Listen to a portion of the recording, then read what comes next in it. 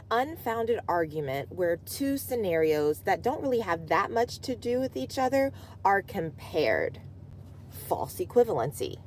I think the best way to talk about false equivalency is to just go ahead and start out with an example. So a very popular Christian figure, Jackie Hill Perry, has this clip going around where she compares being satisfied by Jesus to getting really full on breadsticks and salad at our Olive Garden, that you get so full off of the breadsticks that you don't even want your food anymore. And she says that when we're satisfied with Jesus, when we're satisfied with our relationship with God, we don't have capacity for foolishness or anything else. Just like, by the time your food comes out at Olive Garden or Cheesecake Factory or whatever, it's like, oh man, I can't eat my food. Like, oh, I'm so satisfied with Jesus, I can't possibly really want anything else. She doesn't mean anything else because she says for foolishness, but that's where it gets sticky. Because a lot of times when people use this tactic of false equivalency, it's to prove their point. Naturally. It's just inherently a bit manipulative because these analogies are already a little bit of a reach. So when it comes to implementing the principles they're communicating with these analogies, it leaves a lot of gray area and wiggle room. Let's stay with the breadstick analogy, for instance. Jackie specifically says when we're so full on Jesus, we don't have the capacity to entertain foolishness. Now, what is foolishness? She doesn't say. And the danger when these tactics are used, like in a religious space, in a self-improvement or coaching space, in a job or corporate setting where maybe managers or HR or whatever, well, maybe not HR, they have lots of things that they have to follow. But if the wrong person gets that handbook in their grasp, then they have a bunch of little minions under them, which unfortunately is not heard of. So when you have manipulative people who are willing to use false equivalencies that do not draw direct correlations, then the implementation can become a little tricky. Because who's to say what foolishness is and what foolishness isn't? Is pursuing another degree foolish and self-seeking, or is it building up the kingdom, or does it depend on who it is?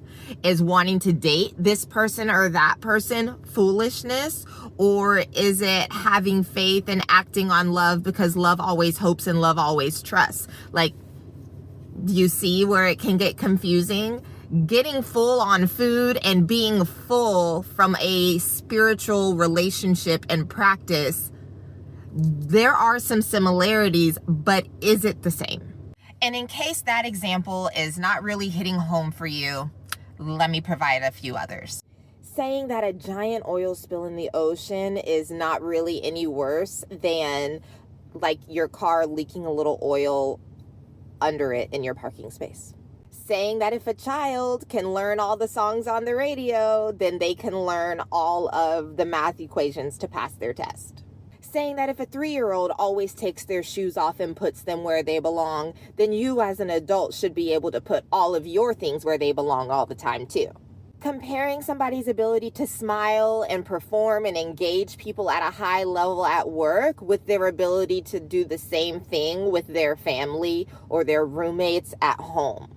The reason false equivalencies are so tricky and also so effective is because they have an element of what would seem to be truth or logic to them. And if you're not really listening and thinking critically for yourself, you might not catch that they're not the same thing. It seems easy at first, like, oh, a small child always puts their things where you belong. You're an adult. Shouldn't you be able to do the same thing? Like, come on.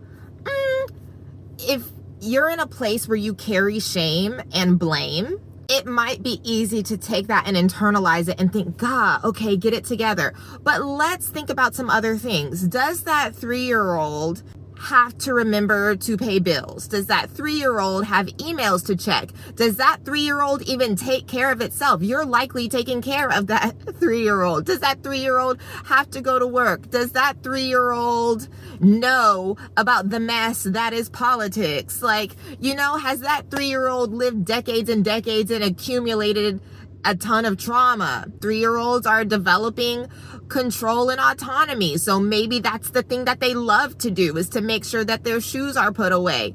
That's a highlight of their life. You as an adult have a zillion other things to think about than where to put your shoes and your keys. And yes, there are systems we can put in place, and yes, we need to be responsible and things like that. But the false equivalency here is comparing a 3-year-old's allegiance to a routine to an adult who is running a whole show. It's not the same.